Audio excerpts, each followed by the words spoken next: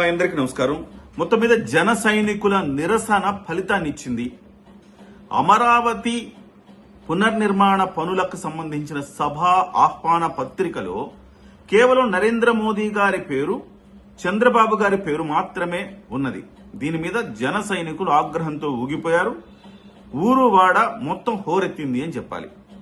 ఒక రకంగా పవన్ కళ్యాణ్ గారి పేరు ఎందుకు లేదు, పవన్ కళ్యాణ్ గారికి అవమానం జరిగింది అనే రీతిలో అందరూ కూడా దీనికి సంబంధించి నిరసన వ్యక్తం చేశారు. దీంతో ప్రభుత్వం దిగి వచ్చింది. నరేంద్ర మోదీ గారి తర్వాత చంద్రబాబు గారి పేరు, ఆ తర్వాత పవన్ కళ్యాణ్ గారి పేరును కూడా ఆహ్వాన పత్రికలో చేర్చింది.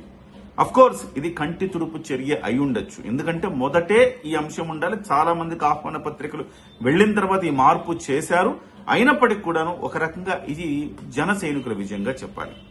పవన్ కళ్యాణ్ గారు ఎలాగూ అడగరు, కానీ జన సైనికులు ఈ విషయంలో ఆయన రాజీ పడినా మేము రాజీ పడము అంటున్నారు. అందుకే ఈసారి ప్రభుత్వం ఎందుకు వచ్చిన గోల్ అనుకున్నదో ఏమో దీని మీద వెంటనే నష్ట నివారణ చర్యలు తీసుకుంది. అయితే చాలా మంది అంటున్న మాట ఏంటంటే, అసలు ఇది ప్రోటోకాల్ అండి, ప్రోటోకాల్ ప్రకారం ఉంటుంది. అక్కడ ప్రధానమంత్రి గారు, ముఖ్యమంత్రి గారి పేర్లే ఉంటాయి తప్ప పవన్ కళ్యాణ్ గారి పేరు ఎట్లొస్తుంది, ఆయనది రాజ్యాంగబద్ధ పదవి కాదు కదా అన్న మాట ఈ సందర్భంగా వచ్చింది. అవును, రాజ్యాంగబద్ధ పదవి కాకున్నా కానీ డిప్యూటీ సీఎం అంటే సాధారణ మంత్రిగా మీరు టెక్నికల్ గా చూస్తారా, నైతికంగా చూస్తారా? టెక్నికల్ గా చూసే పని అయితే ఇంకా ఉప ముఖ్యమంత్రి అనేది ఇవ్వకూడదు. ఇచ్చారు, ఇచ్చినప్పుడు ఎంతో కొంత నైతికంగా ఆ గౌరవ మర్యాద అయితే కల్పించి తీరాలి. ఇవాళ ఈ ఆహ్వాన పత్రికలో ఒక కూటమికి సంబంధించిన ధర్మం కూడా మనం మర్చిపోకూడదు. బీజేపీకి సంబంధించి నరేంద్ర మోదీ గారు ఉన్నారు, తెలుగుదేశం సంబంధించి చంద్రబాబు గారు ఉన్నారు, అలాగే జనసేన పార్టీకి సంబంధించిన జనసేన అధినేత పవన్ కళ్యాణ్ గారి పేరు కూడా చేర్చడం అనేది సహజంగా జరగాల్సిన ప్రక్రియ. కానీ ఇందులో టెక్నికల్ రీజన్స్ అని చెప్పి, ఆ రీజన్స్ అని చెప్పి, ఈ రీజన్స్ అని చెప్పి పవన్ కళ్యాణ్ గారికి దక్కాల్సిన గౌరవం దక్కకుండా చేయడంతో జన సైనికుల్లో ఆగ్రహం పెల్లుబికింది. చాలా మంది అంటున్నది ఏంటంటే, సభా వేదిక మీద పవన్ కళ్యాణ్ గారు కూర్చుంటారు, కానీ దాంట్లో పేరు మాత్రమే లేదు, సభా వేదిక మీద ఆయన ఉంటారు. అక్కడ మాత్రం ఎందుకు, అక్కడ మాత్రం ఆ గౌరవాన్ని ఎందుకు మిస్ అవ్వాలి, ఎందుకు అగౌరవపరచాలి అనేది జన సైనికుల ఆవేదన. మొత్తం మీద ఏదేమైనా కానీ జన సైనికులు అనుకున్నది సాధించారు. రేపు సభా వేదిక మీద 14 మంది మాత్రమే చోటు ఉంటుందంట. నరేంద్ర మోదీ గారు, అలాగే రాష్ట్ర గవర్నరు, ముఖ్యమంత్రి చంద్రబాబు గారు, డిప్యూటీ సీఎం పవన్ కళ్యాణ్ గారు, ఇక కేంద్ర మంత్రులు కూర్చునేలాగా బహిరంగ సభ ఏర్పాటు చేశారట. 3 వేర్వేరు ప్రాంగణాలు ఉంటాయట. ఒక్క వేదిక మీద మాత్రమే వీళ్ళందరూ కూర్చుంటారట.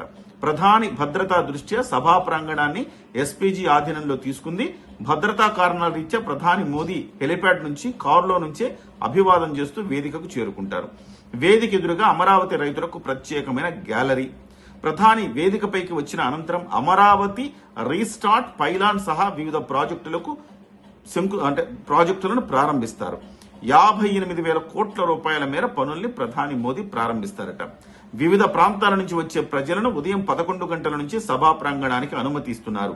ట్రాఫిక్ ఇబ్బందులు రాకుండా ముందస్తుగా ప్రత్యామ్నాయ ప్రణాళికలు చేశారట.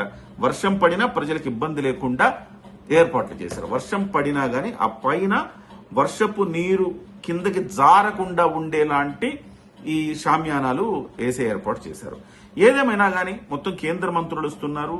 అలాగే వీటన్నిటి మధ్య పవన్ కళ్యాణ్ గారు ఒక ఇరుసులా పనిచేసిన సంగతి మనం ఎప్పుడు కూడా మర్చిపోకూడదు.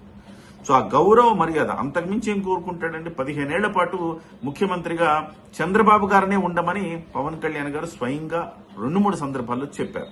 సో ఆయన అటువంటప్పుడు ఆ ఇచ్చిపుచ్చుకునే ధోరణి ఉండాల్సిన అవసరం ఉంది కదా. సో ఆయన అంత గౌరవం ఇస్తున్నప్పుడు తెలుగుదేశం పార్టీ కూడా ఈ టెక్నికల్ రీజన్స్, తొక్కలో రీజన్స్ అన్ని పక్కన పెట్టి ఆ గౌరవం మర్యాద ఇచ్చి తీరవలసిందే. సో అదే ఇవాళ ఆ గౌరవం మర్యాద ఇచ్చి మళ్ళీ పవన్ కళ్యాణ్ గారి పేరును యాడ్ చేసి ఆహ్వాన పత్రికను పునర్ముద్రించారు అని చెప్తున్నారు. ఇది ఎంతవరకు వాస్తవం?